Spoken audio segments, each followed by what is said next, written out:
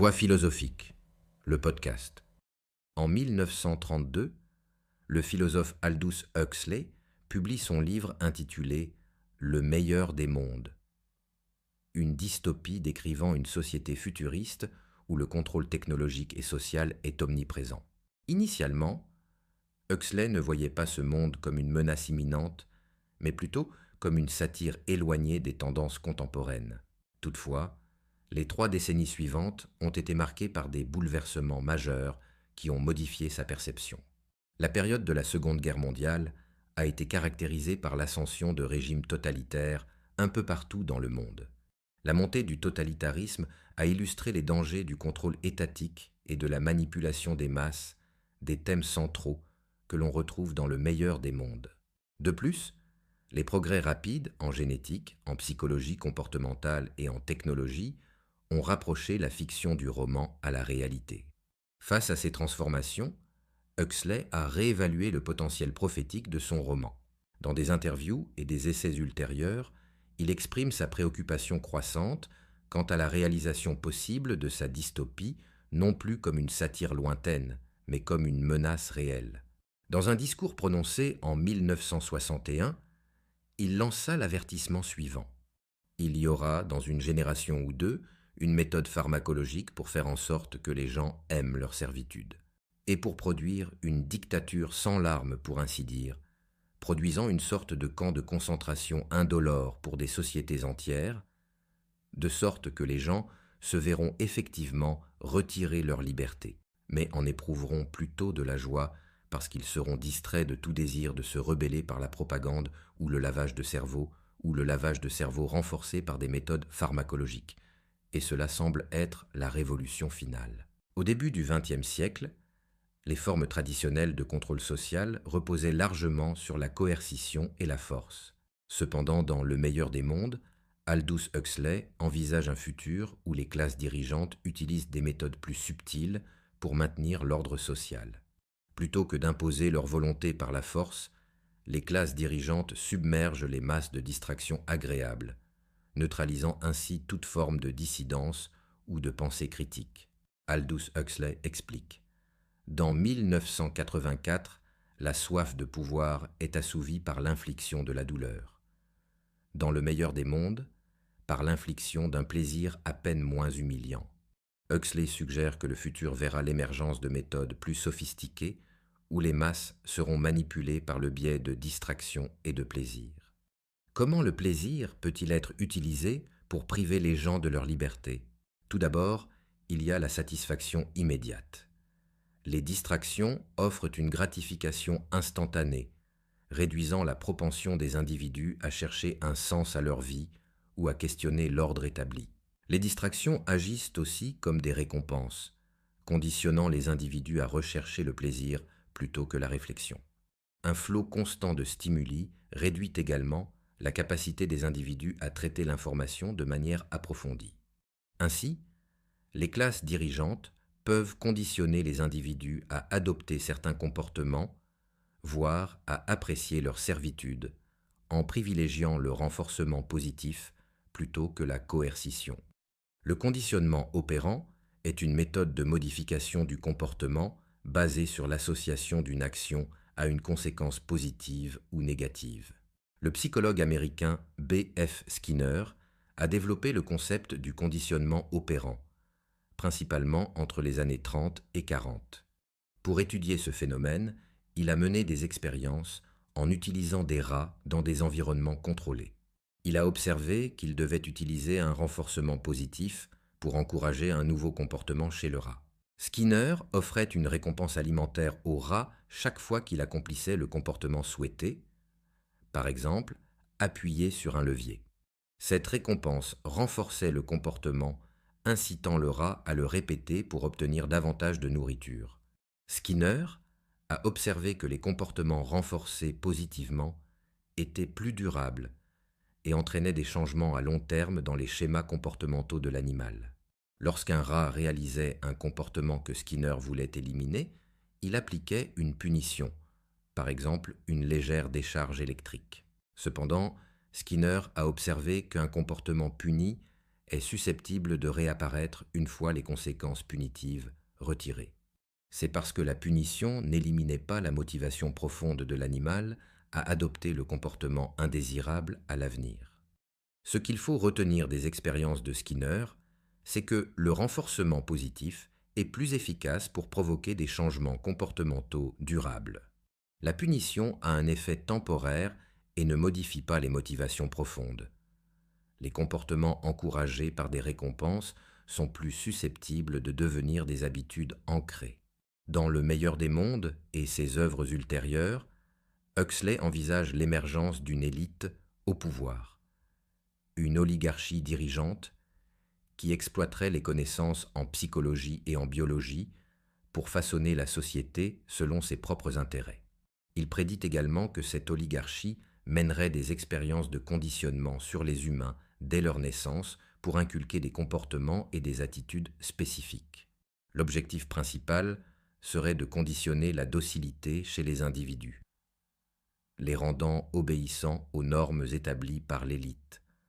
Et cela passerait par la promotion de la satisfaction immédiate de plaisirs superficiels. Skinner, en revanche, voyait le conditionnement opérant comme un outil positif pouvant être utilisé pour améliorer le bien-être collectif. Il imaginait une communauté où les comportements désagréables seraient minimisés grâce à des renforcements positifs. Skinner a présenté sa vision utopique dans Walden 2, un roman décrivant une communauté idéale où le comportement des individus est entièrement façonné par le conditionnement opérant.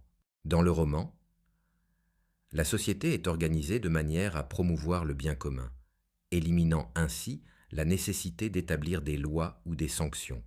Cependant, un extrait du livre montre que ce conditionnement de masse pourrait en réalité permettre l'émergence d'une forme insidieuse de tyrannie, où les masses seraient asservies tout en ayant l'illusion d'être libres. Skinner écrit : « Maintenant que nous savons comment fonctionne le renforcement positif, et pourquoi le négatif ne fonctionne pas, nous pouvons être plus délibérés, et donc plus réussis dans notre conception culturelle. Nous pouvons atteindre une sorte de contrôle sous lequel ceux qui sont contrôlés se sentent néanmoins libres. Ils font ce qu'ils veulent faire, non ce qu'ils sont contraints de faire. C'est là la source de l'immense pouvoir du renforcement positif. Il n'y a ni contrainte ni révolte. Par une conception soigneuse, nous ne contrôlons pas le comportement final, mais l'inclination à se comporter, les motivations, les désirs, les souhaits. Le curieux est que, dans ce cas, la question de la liberté ne se pose jamais. Dans Le meilleur des mondes, les classes dirigeantes utilisent 3 moyens principaux pour contrôler la population. Tout d'abord, en favorisant la consommation de drogues synthétiques, en promouvant la promiscuité sexuelle et en encourageant le divertissement incessant. Dans le roman, le soma est une drogue synthétique utilisée comme principal outil de contrôle social. Elle sert de récompense pour conditionner les citoyens. Huxley décrit le soma comme un moyen d'offrir une véritable évasion de la réalité. Il permet aux individus d'échapper aux désagréments de la vie quotidienne, éliminant ainsi toute insatisfaction qui pourrait mener à la contestation ou à la rébellion. La consommation de soma augmente aussi la suggestibilité des consommateurs. En altérant l'état de conscience, le soma rend les citoyens plus réceptifs à la propagande et au conditionnement imposé par l'État. Huxley explique que dans Le meilleur des mondes, l'habitude du soma n'était pas un vice privé, c'était une institution politique. La ration quotidienne de soma était une assurance contre le malaise personnel, les troubles sociaux et la propagation d'idées subversives. La religion, déclara Karl Marx, est l'opium du peuple. Dans Le meilleur des mondes, cette situation était inversée. L'opium, ou plutôt le soma, était la religion du peuple. Dans Le meilleur des mondes, la promiscuité sexuelle est également promue par l'État comme une tactique essentielle pour s'assurer que chaque individu accepte et aime sa servitude. Le mantra « chacun appartient à tout le monde » est inculqué aux citoyens dès leur plus jeune âge par le biais du conditionnement et de l'hypnopédie, une méthode d'apprentissage pendant le sommeil. Les enfants sont également élevés sans parents dans des centres d'incubation où ils reçoivent des messages répétés pour ancrer les valeurs de la société. Les institutions traditionnelles telles que la monogamie et la famille sont abolies. Toute forme d'attachement profond ou de fidélité est mal vue et est associée à un comportement déviant.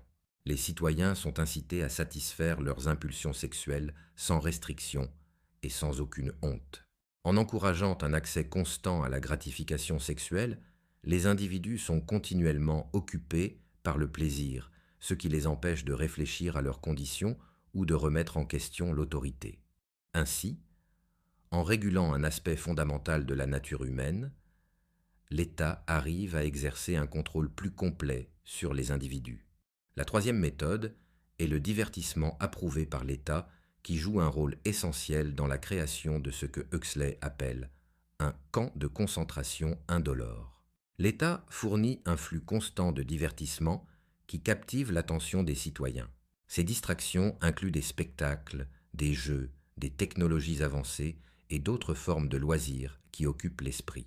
Le Retour au meilleur des mondes est un recueil d'essais publié par Huxley en 1958. Dans ce livre, Huxley revient sur les thèmes abordés dans son roman initial et analyse comment la réalité de l'époque s'approche de la société qu'il avait imaginée.